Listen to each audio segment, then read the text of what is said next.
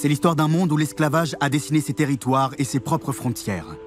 Un monde où la violence, la domination et le profit ont imposé leur route. Ce système criminel a façonné notre histoire et fondé les plus grands empires à travers le monde. À cette époque-là, il n'y avait pas de pétrole. Les esclaves étaient la force motrice de ces empires qui se mettaient en place. Au XIVe siècle, l'Europe s'ouvre au monde et découvre qu'elle se situe en marge de la plus importante zone d'échange de la planète. On a tendance à oublier que l'espace de production de richesse, c'est l'Afrique à ce moment-là.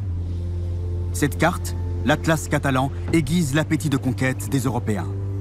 Carte des vents, l'Atlas guide les marins comme les voyageurs terrestres. Carte politique, il renseigne sur les forces en présence. Carte économique enfin, il indique les routes de commerce vers l'Afrique et ses ressources. Un petit royaume s'élance le premier à l'assaut des côtes africaines, le Portugal. Dans son sillage se dessine une nouvelle route de l'esclavage.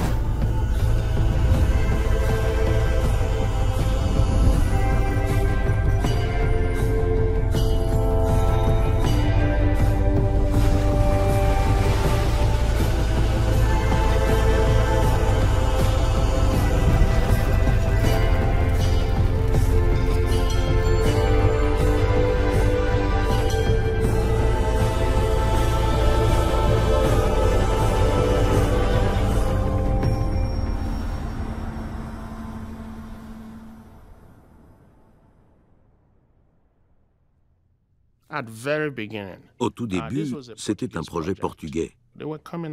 Les Portugais sortaient des croisades, où ils avaient mené une guerre terrible contre les musulmans au sud.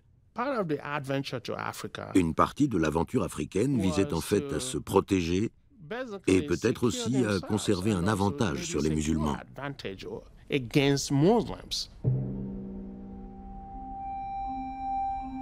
Lisbonne, première ville du Portugal et seule capitale européenne implantée sur la côte atlantique. À l'embouchure du Tage, le monument des découvertes évoque la nostalgie d'un temps où les Portugais se pensaient partout chez eux. Figés dans la pierre à 52 mètres au-dessus du fleuve, les héros du Portugal, pionniers de la conquête, dominent l'océan qui leur a apporté tant de prestige et de richesse. À leur tête, le prince Henri, dit Henri le Navigateur, architecte d'un projet périlleux, ouvrir par l'océan Atlantique une nouvelle route commerciale pour contourner les musulmans en Méditerranée et aller chercher l'or d'Afrique. Au XIVe siècle, les Portugais ont réussi à bouter les Arabes hors de leur territoire. Le royaume a maintenant les coudées franches pour partir à la conquête du monde. En lui promettant l'or et la puissance, Henri le Navigateur convainc toute sa noblesse de le suivre dans cette aventure. Henri le Navigateur, c'est le prince héritier. À sa façon, oui, cette figure mythique qui est ce grand prince chrétien portugais qu'on a présenté comme étant quelqu'un de très dévot. Au départ, il est à la tête d'une bande de rasieurs, des pirates qui font des captifs.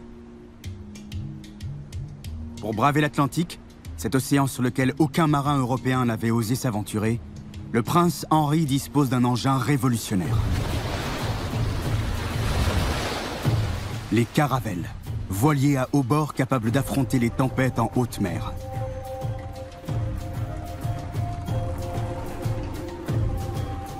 « 1434. Les Portugais tracent la première voie maritime au large de l'Afrique. Cap Bojador, l'île d'Arguin, les îles du Cap-Vert, chaque kilomètre parcouru est une bataille remportée face aux musulmans, présents sur toute la partie nord du continent. Lisbonne a longtemps glorifié ses grands explorateurs. C'est oublier que la plupart d'entre eux ont bâti leur fortune sur la traite d'esclaves.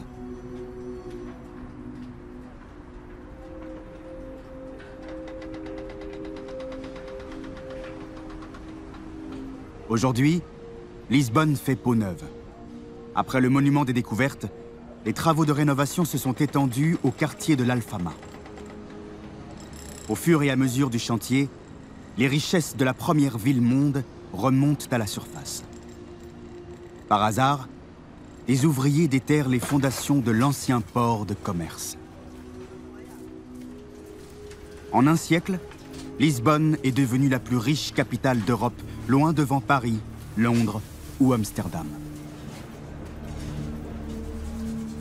Vases de Chine, poteries d'Indonésie, verreries de Macao, au milieu des débris de porcelaine venus du monde entier, le squelette d'une femme. Les premiers tests ADN ont révélé qu'il s'agissait d'une captive africaine enterrée là, sans sépulture, anonyme. L'archéologie de l'esclavage, discipline récente, exhume une histoire longtemps passée sous silence. Celle du million d'Africains qui a été déporté en Europe entre le 15e et le 17e siècle. On est au départ dans une économie de la prédation extrêmement violente. Les Portugais descendent de leurs navires et, armes à la main ou armes au poing, se lancent derrière les populations qui vivent sur ces littoraux africains, au départ sur la côte de Mauritanie, ensuite du Sénégal, qui sont des populations de pêcheurs, de pauvres. Et donc on les capture au filet, on en capture des dizaines, et ensuite on les embarque à bord de ces navires pour les transporter en Europe. 1444. Entre le Maroc et la Mauritanie, les mercenaires du prince Henri enlèvent des civils désarmés.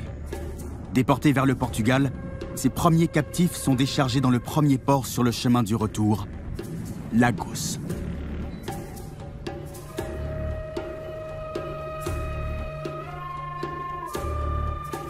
Sur cette plage, un matin d'août 1444, près de 250 hommes, femmes et enfants capturés sur les côtes atlantiques sont vendus aux plus offrants. Cette vente est un événement, le premier butin ramené au pays par les conquistadors. Ils partaient chercher l'or, faute de mieux, ils reviennent avec des esclaves. Tout le Portugal en parle, au point que le chroniqueur officiel de la cour, Gomes Eanes de Zurara, fait le déplacement en personne. Le lendemain, qui était le 8 août, très tôt le matin à cause de la chaleur, les équipages commencèrent à préparer les canots et à y mettre les captifs pour les conduire là où il avait été ordonné. Les uns baissaient la tête et leurs visages se baignaient de larmes lorsqu'ils se regardaient les uns les autres. D'autres gémissaient, douloureusement, levaient les yeux vers le ciel et y fixaient leur regard et criaient, à pleine voix, comme s'ils imploraient le secours du Père de la nature. D'autres se frappaient le front de leurs mains.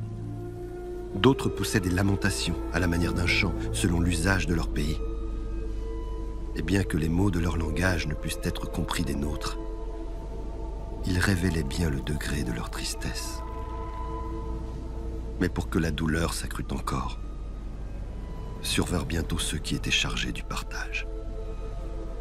Et ils se mirent à les séparer, les uns des autres, pour que les parts fussent égales, de telle sorte qu'il était nécessaire de séparer les enfants de leurs parents, et les femmes de leurs maris, et les frères de leurs frères.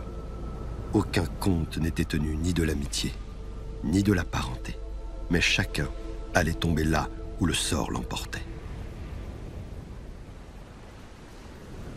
Zurara, ce qu'il nous décrit, c'est une scène d'une extrême violence. Donc des enfants qui sont arrachés à leur mère, des scènes de cris, des coups de fouet. Il se sent, on le voit clairement dans cette scène, très mal à l'aise parce qu'il est en train de voir. Et donc, après, il y a un basculement.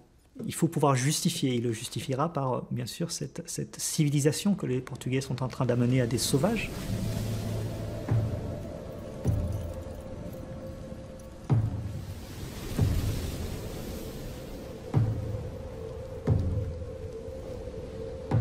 Au début du XVe siècle, le commerce d'êtres humains est courant sur tout le pourtour méditerranéen, au Portugal, mais aussi dans le sud de la France, en Espagne, en Italie ou en Sicile.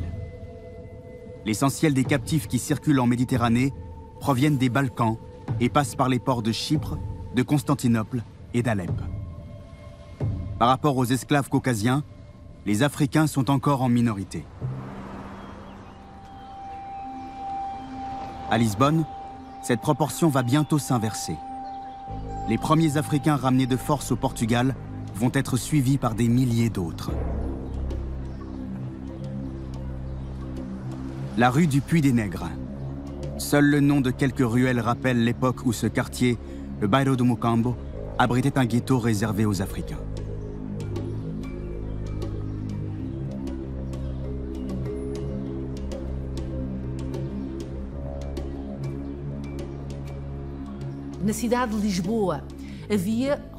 À Lisbonne, il y avait des quartiers clairement marqués par l'origine des populations qui y vivaient.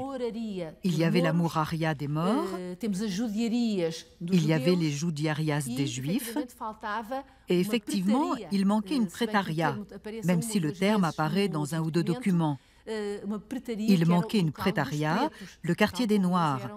C'est comme ça qu'on désignait les Africains. Et ce quartier, on l'a appelé Mucambo. Les Africains qui y habitaient participaient à différentes tâches. Ils participaient aux tâches agricoles, au travail de la poterie, au travail du fer, mais aussi à des tâches liées à la mer, la pêche et la marine. Et puis bien entendu au commerce et à l'entretien de la ville de Lisbonne. Ils sont porteurs d'excréments, donc des métiers qui très vite vont être considérés comme des métiers impurs. Des esclaves qui vivent, alors aussi curieux que ça puisse paraître, chez leur maître. Ils sont intégrés à la famille. Et donc ils sont considérés comme des membres de la famille élargie. Pas une famille de sang, mais quelqu'un qu'on a recueilli et auquel on peut faire confiance puisqu'on donne son nom de famille à ces esclaves. Donc on est clairement dans une société, entre guillemets, qui intègre. Alors, mais intégrer veut aussi dire exclure, hein. C'est-à-dire qu'on les intègre mais en tant qu'esclaves. 1453. La guerre sainte entre la chrétienté et l'islam se solde par la victoire des musulmans. Constantinople, dernier reliquat de l'Empire romain d'Orient, tombe aux mains des Turcs. Un rideau de fer s'abat entre la rive chrétienne de la Méditerranée et les Indes. Les routes de commerce sont coupées, bloquant la circulation des esclaves en provenance des Balkans. Pour l'Europe chrétienne, poursuivre la conquête de l'Atlantique est plus nécessaire que jamais. Le conflit islamo-chrétien était dans une impasse, et toute la région dans laquelle ils achetaient habituellement des esclaves était soit christianisée, soit islamisée. Il ne restait plus qu'un territoire vers lequel se tourner. L'Afrique s'est retrouvée associée à l'esclavage à cause de ces événements.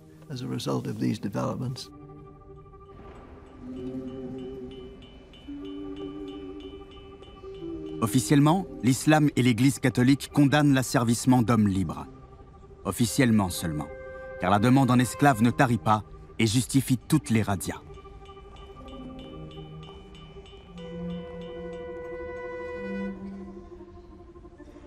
On est quand même dans des sociétés où les gens sont mus par la religion.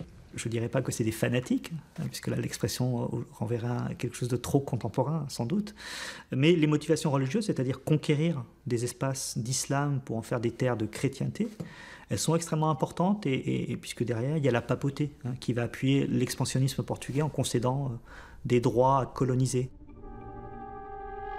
Pour prendre sa revanche sur les musulmans, le pape Nicolas V apporte sa caution morale aux Portugais. Grâce au soutien du Vatican, ceux-ci peuvent poursuivre leur razzia en Afrique en toute impunité.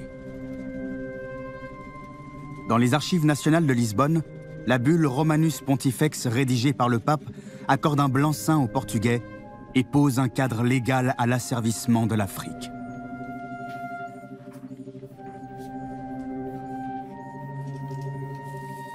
Nous avons donné la faculté ample et simple au roi Alfonso d'envahir, de rechercher, de capturer, de vaincre et de subjuguer tout sarrasin et païen et tout autre ennemi du Christ, ainsi que de réduire leur personne en esclavage perpétuel.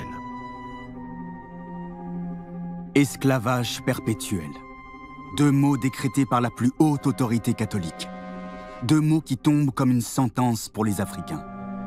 Deux mots qui vont tout justifier au nom de Dieu.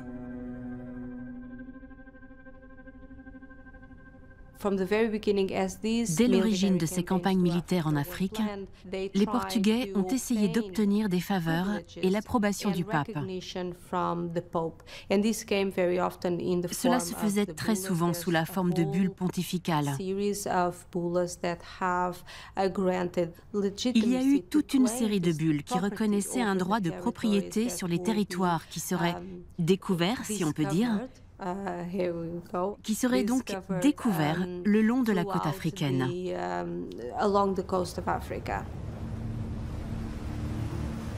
Avec la bénédiction du pape, les Portugais s'aventurent toujours plus au sud des côtes africaines.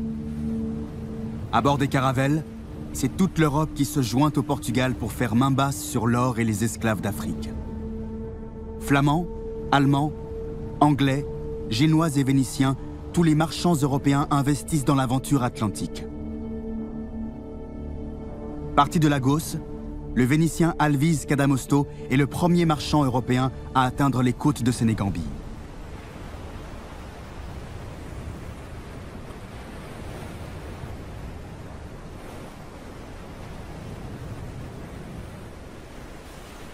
Nous parvînmes à l'embouchure d'un fleuve, qui ne semblait pas moins grand que celui du Sénégal.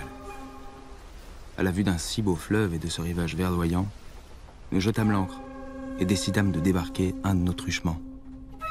Car nous avions sur chacun de nos navires des interprètes noirs venus du Portugal, qui avaient été vendus par le seigneur du Sénégal aux premiers chrétiens portugais venus découvrir le pays des Noirs. L'interprète devait s'informer sur la qualité du pays, sur son seigneur, se renseigner sur l'or ou les autres choses à acheter qui pouvaient s'y trouver. Dès qu'on l'eut débarqué à terre et que la chaloupe fut éloignée, quantité de Noirs vinrent à sa rencontre. Nous les vîmes s'entretenir un court moment. Nous ignorons ce qu'ils se dirent, mais le fait est que les Noirs se mirent à frapper furieusement notre interprète avec de courtes épées moresques et en somme, le massacrèrent. Nous en déduisîmes que ces populations devaient être très cruelles. Nous fûmes à leur voile et poursuivîmes notre route vers le sud, gardant toujours la côte en vue.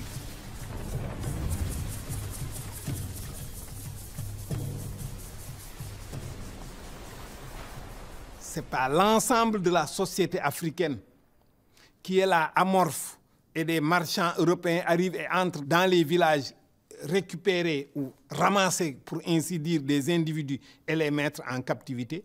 Les sociétés africaines disposaient de leur pouvoir, avaient une capacité d'initiative et négocier, discuter les termes du rapport avec les marchands européens.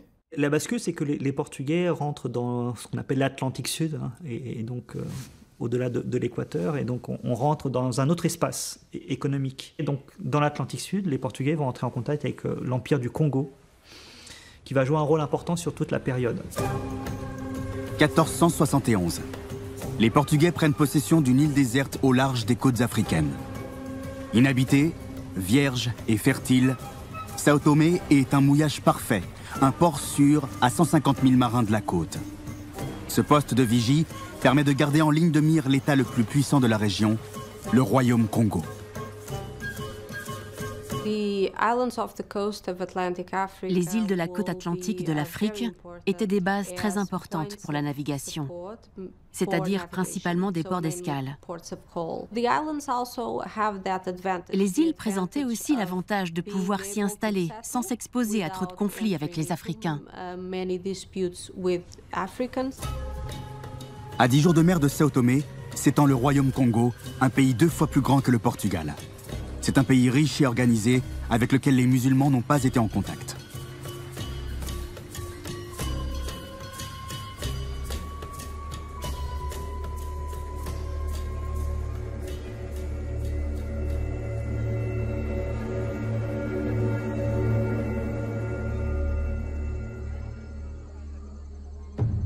Congo is an interesting case of African history, very different from. Le Congo est un cas intéressant dans l'histoire africaine, vraiment unique en son genre.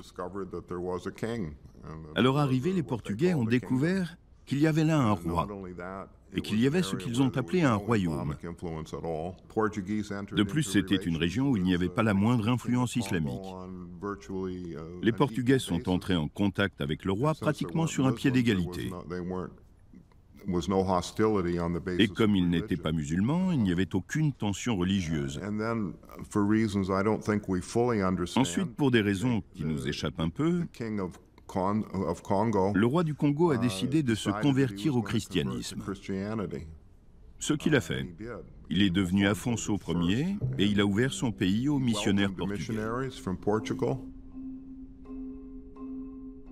Les Portugais sont les seuls à proposer à Alfonso Ier, roi du Congo, des produits venus de Méditerranée. Pour la première fois, les voilà en situation de monopole sur un territoire africain.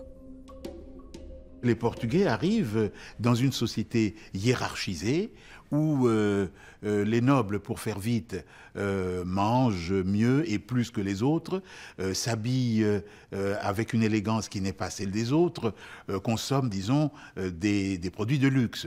Et donc l'arrivée des Portugais, avec toutes ces choses nouvelles, comment dire, rend complètement folle l'aristocratie du Congo. Elle s'entiche de tout ça. Et donc on a le sentiment que les mœurs sont en train de se transformer. Elles se transforment effectivement. Les dessins des premiers missionnaires arrivés au Congo rendent compte de ce nouveau système de troc.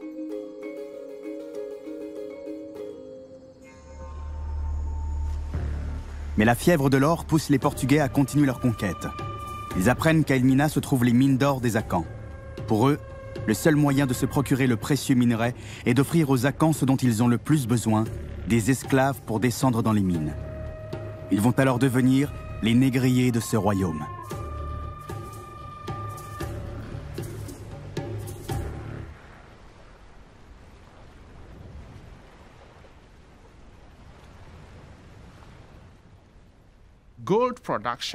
La production de l'or, qui existait depuis des siècles en Afrique de l'Ouest, y compris en Guinée, au Mali et dans une partie du Sénégal, avait migré essentiellement vers les gisements des Akans au Ghana. Et ça les a attirés, parce que l'or était une valeur sûre. C'était un signe de richesse. Elmina signifie la mine. Et c'est l'or qui les intéressait, ce qu'ils appelaient la côte de l'or, parce qu'une grande partie de l'or provenant de l'intérieur des terres arrivait là. Entre Sao Tomé, les mines des Akans et le royaume Congo, le premier commerce triangulaire de l'histoire se met en place. Marchandises européennes contre esclaves à Congo, esclaves contre or à Elmina. Grâce à ce système de troc, les Portugais créent un espace commercial autonome. L'arrivée des Portugais change totalement la donne, parce que eux vont faire une connexion directe entre Elmina, la côte congolaise, mais surtout on va dire la côte du royaume de Congo et Sao Tomé. Il y a là une triangulation qui est intéressante parce que le système qui va fleurir aux Amériques commence à être expérimenté, notamment dans cette région. C'est ici, au pied de cette croix portugaise signant l'annexion d'un territoire, que va s'ouvrir un nouveau chapitre de l'histoire de l'esclavage.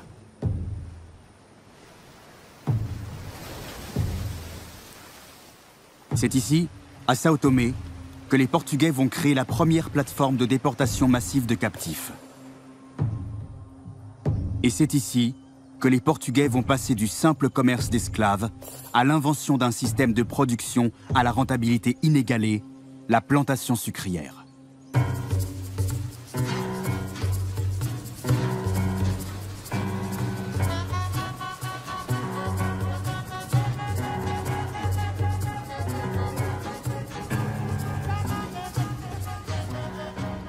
Avec des milliers de captifs débarqués sur ces plages, Sao Tomé devient une île exclusivement dédiée à la production de sucre. Sao Tomé, en principe, ça a le mérite d'être un laboratoire. Hein? Un laboratoire parce qu'on va assister au mariage de l'homme noir et la canne à sucre. C'est un mariage, on va voir que ça marche bien ce mariage. L'homme noir et la canne à sucre, donc on va le marier ensemble. L'idée est simple, on transforme l'île en une plantation où on importe des esclaves qui sont à portée de main. On a tous les ans 4000 esclaves qui arrivent sur un espace très réduit. Donc ça veut dire des fortes concentrations. Et donc pour la première fois, on peut parler d'une colonie noire et une société esclavagiste. Donc on a changé, me semble-t-il, de modèle. C'est un système global. Sao Tomé semble vivre dans un temps suspendu. La canne à sucre a été remplacée par le café, puis le café par le cacao. En débarquant sur l'île, les premiers captifs ont apporté avec eux leur connaissance du travail de la terre sous les tropiques.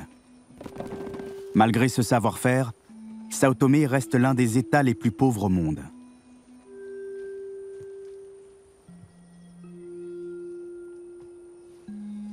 Les ouvriers agricoles continuent d'habiter les anciennes cases réservées aux esclaves. Quand au XVe siècle, les marins débarquaient à Sao Tomé, beaucoup regardaient avec curiosité les nouvelles pratiques qui se mettaient en place dans cette île du bout du monde. Les 2 tiers de cette île ne sont pas encore déboisés ni utilisés pour la culture de la canne à sucre. Mais quand un commerçant vient y habiter, l'agent du roi lui attribue autant de terrain qu'il lui semble être en mesure de pouvoir faire cultiver. Ce dernier achète aussitôt autant de nègres avec leur négresse qu'il lui est nécessaire. Le patron ne fournit rien à ces nègres. Il n'a pas à se soucier de leur procurer des vêtements, ni de les nourrir, ni de leur faire bâtir des abris, car tout cela, ils le font eux-mêmes.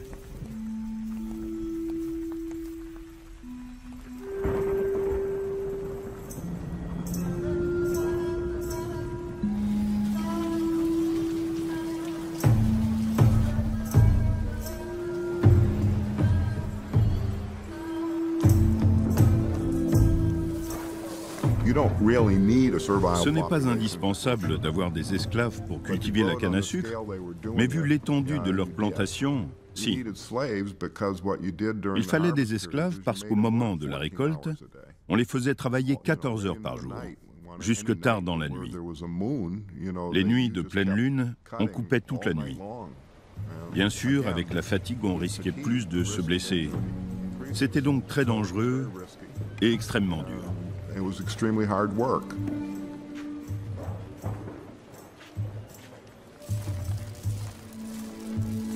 Sao Tomé est un laboratoire pour plusieurs raisons. C'est la première grande expérimentation du genre sous les tropiques, et c'est ce qui a permis plus tard le transfert de la production vers le Brésil, et encore plus tard vers les Caraïbes. Après Christophe Colomb, Pedro Cabral, engagé par le roi du Portugal, ouvre une nouvelle voie maritime vers l'ouest. La recherche de l'or reste une idée fixe pour les Portugais.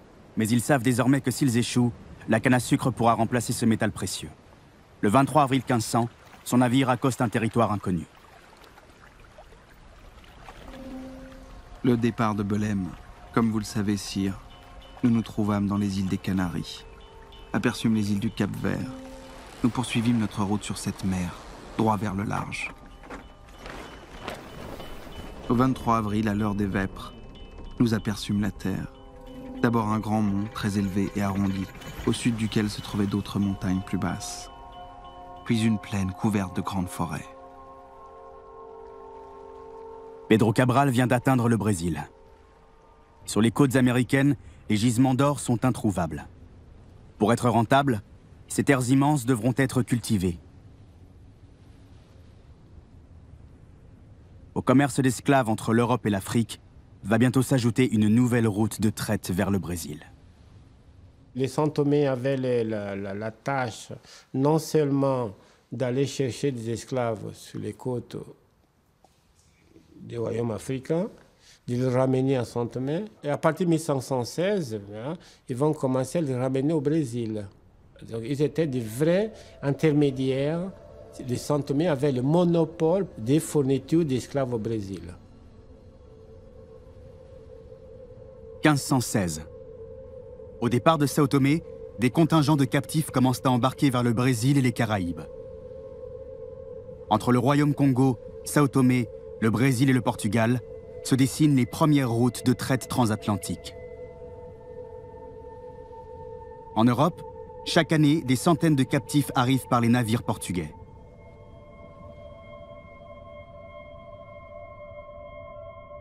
À Lisbonne, les aristocraties noires et blanches vivent sur un pied d'égalité. Elles partagent la même langue, les mêmes intérêts.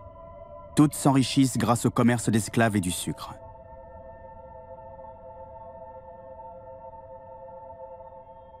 C'est surtout alors une économie qui se joue entre les élites politiques et marchandes, que ce soit des sociétés européennes ou des sociétés africaines. Et donc les souverains se mettent à collaborer avec les Portugais et certains se convertissent au christianisme et prennent des noms portugais, envoient leurs enfants au Portugal pour être latinisés et faire des études à Coimbra, dans l'université portugaise. Donc on a clairement des élites qui deviennent des élites prédatrices. Sur les côtes africaines, le Portugal dévore des richesses qui semblent intarissables.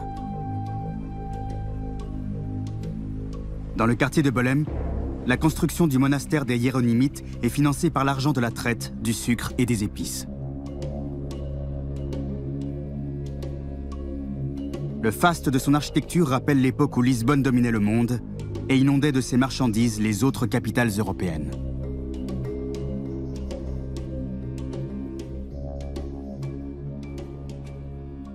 La traite négrière, et là il faut parler de traite négrière parce que ça ne concerne que les Noirs, il n'y a plus que des esclaves africains dans cette économie, est la principale source de revenus pour la couronne portugaise et pour une partie alors des élites portugaises. On a un État qui se construit sur les revenus de l'outre-mer. Donc on passe clairement à une autre phase. Avec l'arrivée des Européens en Afrique, l'histoire de l'esclavage entre dans une nouvelle dimension. Le trafic d'êtres humains se resserre exclusivement sur l'Afrique équatoriale. Et par les moyens mis en œuvre, le nombre des déportations atteint des niveaux inégalés jusque-là.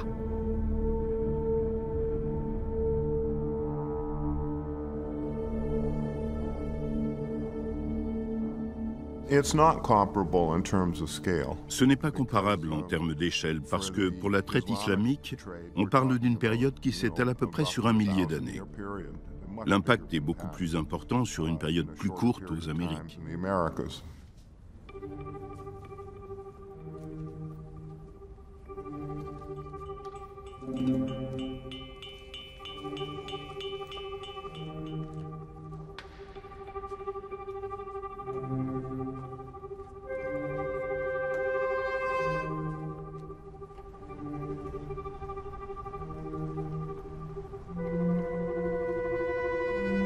À Lisbonne, l'histoire des esclaves africains arrivés en Europe est tombée dans l'oubli. Les traces de leur présence ont été détruites lors du tremblement de terre de 1755. La ville s'est reconstruite en éparpillant les morceaux de sa mémoire. Dans ce pavillon de chasse à quelques kilomètres de la capitale, un tableau d'un artiste flamand, La Fontaine du Roi, dépeint Lisbonne en 1580. Ce tableau montre un quartier aujourd'hui disparu, où blancs et noirs dans cet ensemble. Ici, un homme noir en souliers enlaçant une femme blanche aux pieds nus. Des musiciens jouant pour un couple d'amoureux. Un chevalier de l'ordre du Christ. Enchaînés ou en tenue d'apparat, les Africains apportent leur richesse aux plus petits royaumes d'Europe. Image refoulée d'un temps où le mariage de l'Afrique et du Portugal fit de Lisbonne la première capitale européenne.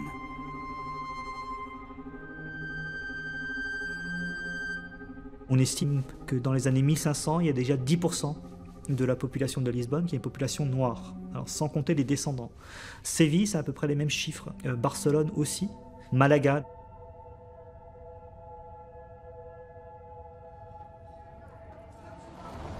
Aujourd'hui, on estime que dans le sud de l'Europe, au Portugal, en Italie, en Espagne ou encore en Provence, entre 50 et 60% de la population aurait une ascendance africaine. É entre nós, está na altura de falarmos entre nós, trabalharmos entre nós, começar a questionar quem fomos antes e após naus e caravelas terem levado tantos de nós. Corpos negros renegam a ancestralidade africana, porque carregam as ideias e imagens construídas daqueles que alegam que nada fomos, nada construímos, nada ensinamos, ainda hoje negam presença ou herança negra na Europa pré-tráfico negreiro.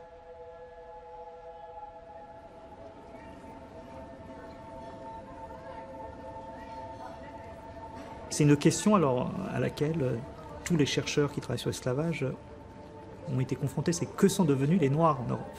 Alors il y a des gens qui disent, voilà, les chiffres ne sont pas si importants que ça. Donc ils ont été dilués dans la population et de par eux-mêmes, ils ont disparu. Ça, c'est difficilement tenable quand même de dire qu'il y a tout un tas des milliers, ou dizaines de milliers, ou centaines de milliers d'hommes et de femmes qui disparaissent sans laisser de traces et sans rien transmettre aux générations suivantes. Alors nous, historiens, quand on travaille sur les archives, il est assez facile de retrouver un ancêtre africain. Par contre, les gens, dans leur histoire familiale, c'est une part de leur histoire qu'ils ont oubliée ou alors qu'ils ne veulent pas mettre en avant.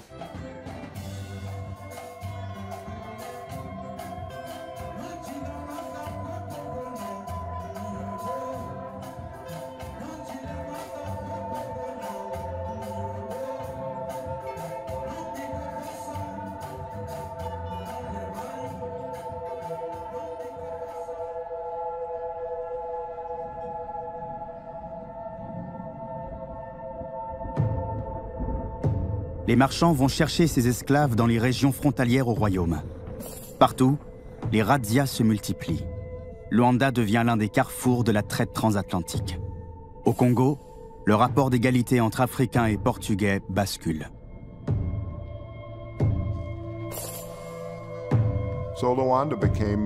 Luanda est ainsi devenu, à partir des années 1590, le port le plus important d'embarquement des Africains pour les Amériques. 23% à peu près de tous les Africains sont partis de Luanda. Ils allaient en grande majorité au Brésil. C'était de loin la plus grande destination d'Africains pour les Amériques. Près de la moitié des Africains se sont retrouvés au Brésil. Luanda a vraiment été un avant-poste du Brésil. On détermine qu'un marchand devra introduire par an 20 000 esclaves. Donc on signe des contrats sur des têtes d'esclaves. Ça a mis du temps, mais on est passé à autre chose que du troc. On est clairement maintenant dans quelque chose de très spéculatif. Où les chiffres alors, sont des chiffres qui se comptent en milliers, et on n'est plus là en train de compter esclave par esclave. Donc on compte par lot d'esclaves, et y compris la terminologie change, on parle de pièces d'Inde. Donc le terme pièce, pour définir un esclave, ça définit un esclave d'une certaine stature, d'un certain âge, puisqu'on calcule aussi en termes maintenant de rentabilité. La production des esclaves, c'est le mot que l'on doit prendre parce que à l'intérieur de ces États de l'Afrique centrale, en particulier du royaume Congo, et des petits États qui se sont séparés du royaume Congo, il n'y a pas à proprement parler de commerce d'esclaves. Donc il faut créer cette circulation et ces conditions. Et ce sont les gens de l'extérieur qui fomentent, qui nourrissent les antagonismes qui peuvent permettre que des gens, disons, de statut libre, de citoyens, se trouvent basculés dans les réseaux de l'esclavage.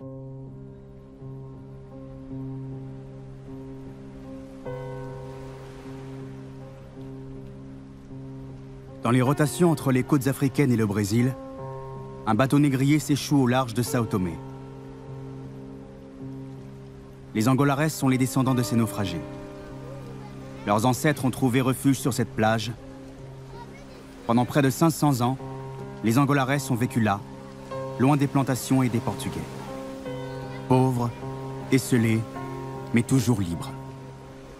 Ils ont fait de ce récit le socle de leur identité et de leur esprit de résistance. Um vapor que foi Angola, taka bikingi, Antônio. Vapor que abere carangela bere 4 que landane landani petu ane diba taba barco que quebia, ane petu landate praia celeste. Depois ane vucha praia celeste nya, ane vitenya yodia, yo tempo nya kafiviane. Moto toto amengai, tena, sua mnatananewa.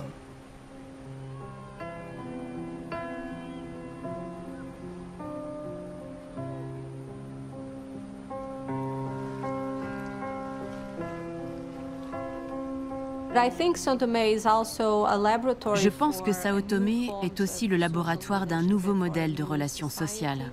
d'un nouveau modèle de société. Parce que c'est une société qui repose essentiellement sur l'esclavage, dont la grande majorité de la population a été réduite en esclavage, et où les relations sociales entre esclaves et maîtres sont très tendues.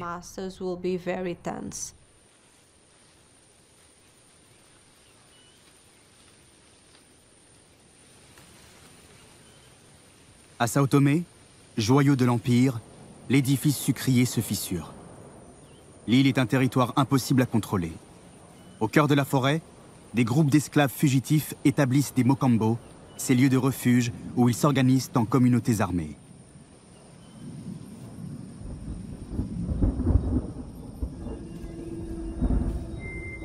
Nous, Gonzalo Alvarez et Rodrigo Yerez, juges de paix sur cette présente île de Sao Tomé, alertons vos excellences sur la véracité de l'existence d'un mocambo dans la forêt qui est très peuplée et qui nous fait énormément de tort, tuant et volant les hommes et détruisant les plantations, ce qui amène préjudice aux occupants de l'île ainsi qu'à votre Altesse le Roi et au profit qu'elle tire de cette île. Messire, nous avons des hommes armés prêts à se battre contre le mocambo fortifié, mais nous n'avons pas d'argent pour les payer et chaque jour, la forêt se remplit de plus en plus avec des Noirs en fuite, et nous sommes terrifiés dans l'attente du jour où ce mocambo et ses habitants feront un mal qui est contraire à la volonté de Dieu.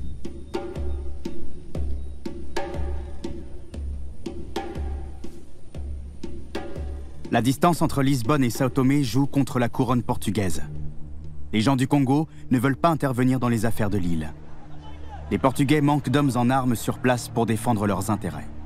Alors pour y remédier, ils vont les fabriquer.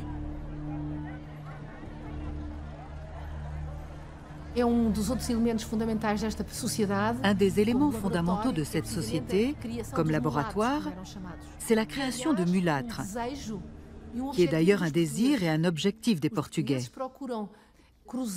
Les Portugais cherchaient à croiser les Blancs avec les femmes noires, justement pour créer une population métisse.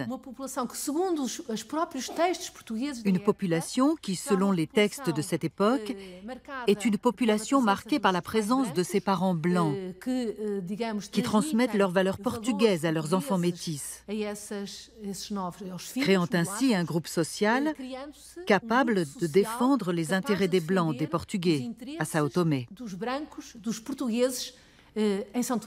On oublie très souvent, on oublie voire totalement que derrière le métissage, c'est de la violence. C'est que très souvent, ces enfants métis sont issus de viols, sont issus de rapports de domination entre maîtres et esclaves. Dans une lettre adressée au roi, l'administrateur de Sao Tomé, Bernardo Segura, explique comment il compte se servir de ces enfants mulâtres, bâtards de l'Empire. Il y a beaucoup de colons qui ont des enfants avec leurs esclaves. Et si votre Altesse accordait la liberté à quelques-uns d'entre eux, on les laisserait vivre, en citoyens libres. Puisqu'il n'y a pas d'autres enfants libres, eux resteraient libres, pour le service de Dieu et de votre Altesse.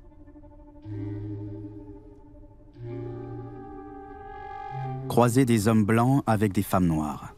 À Sao Tomé, les mulâtres portugais forment un groupe à part qu'on baptise les Fils de la Terre. En défendant les intérêts de la couronne, ces Fils de la Terre deviennent des acteurs de premier plan du système négrier.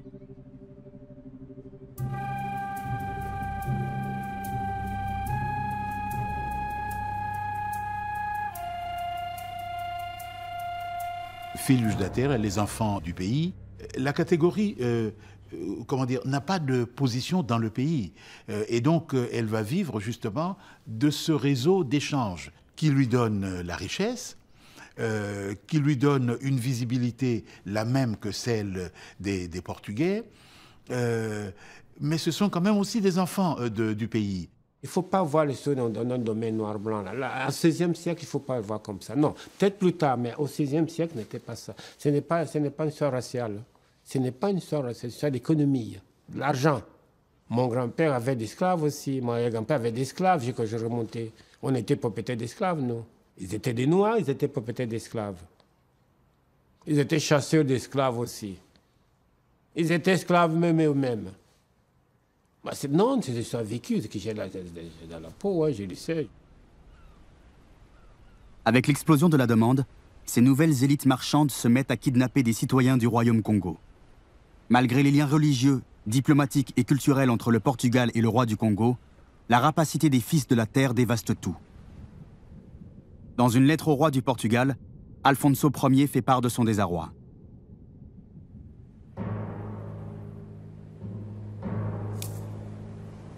Seigneur, Votre Altesse doit savoir que notre royaume va à sa perdition. Vos officiers donnent aux marchands la permission de venir s'établir dans ce royaume, d'y monter des boutiques, d'y vendre des marchandises, même celles que nous interdisons. Les marchands enlèvent chaque jour nos sujets, enfants de ce pays, fils de nobles et vassaux, même des gens de notre parenté. Ils les enlèvent et ils les vendent.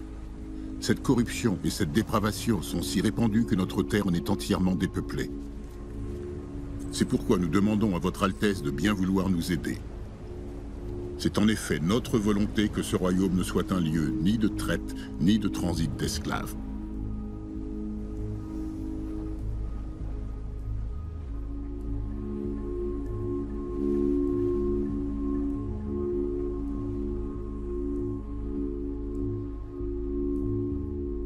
Alfonso, je crois, a été finalement un prince beaucoup plus intelligent qu'on ne le dit. Lorsqu'on le présente sous les traits de roi très chrétien, comment dire, on en fait un sous-produit du Portugal, alors qu'il a cherché, certains ont dit, à moderniser le royaume en intégrant des ressources venues du Portugal. Mais très vite, il s'est rendu compte que le pays est en train de perdre son âme.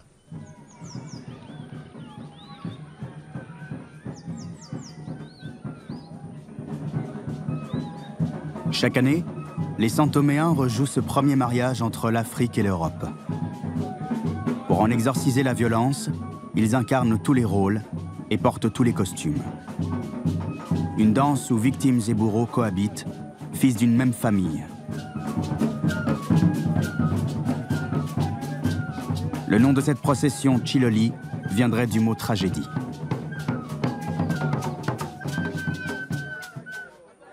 L'esclavage amène à des sociétés, on se cherche toujours.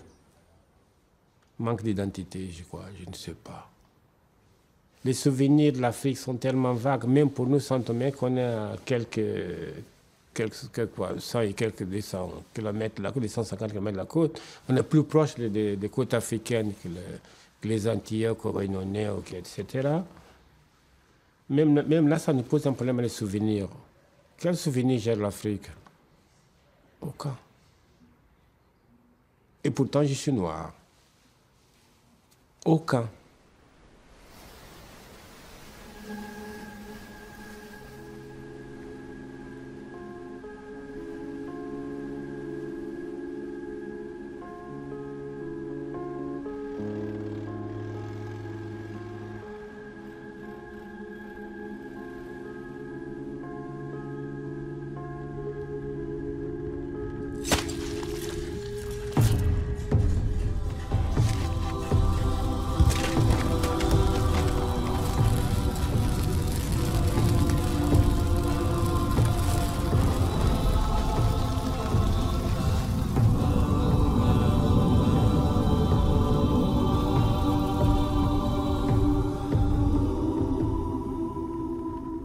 En 1595, Sao Tomé s'embrase. Amador, un captif né sur place, prend la tête d'un soulèvement d'esclaves. Les fils de la terre ne parviennent pas à contenir la révolte.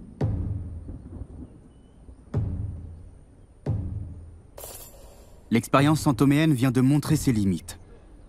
Qu'importe, l'alliance entre les esclaves africains et la canne à sucre a été consacrée.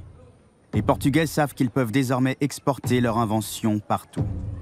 Un à un, ils vont démonter les moulins, les fours, les usines à sucre et les reconstruire au Brésil. L'élément déterminant qui modifie l'orientation de la traite des esclaves, c'est le transfert des plantations d'un côté à l'autre de l'Atlantique. La traite se déplace vers la région des Amériques, qui est la plus proche de l'Europe, à savoir les Caraïbes.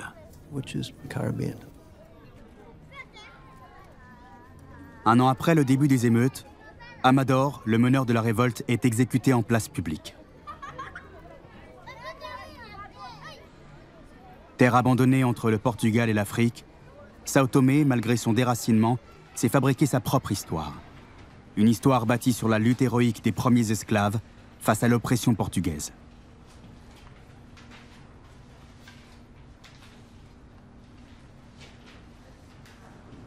Amador, mataram Amador, enforcaram nosso rei. Ninguém esqueceu de ti. Todo o sacrifício por nós dedicamos jamais será esquecido. Estás morto, mas presente no nosso coração, no coração dos santomenses. Amador, Amador, Amador, morto, mas vivente, em nosso homem que pela sua pátria lutou e a sua história o povo amou.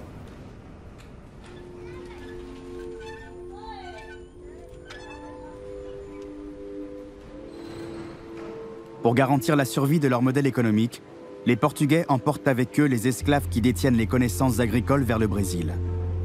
En montrant que ce modèle est exportable aux Amériques, ils donnent l'idée à toute l'Europe d'en faire autant. Sao Tomé a été l'étape intermédiaire dans l'expansion de la canne à sucre. D'une certaine façon, elle a été la première île des Caraïbes, même si elle n'était pas aux Caraïbes.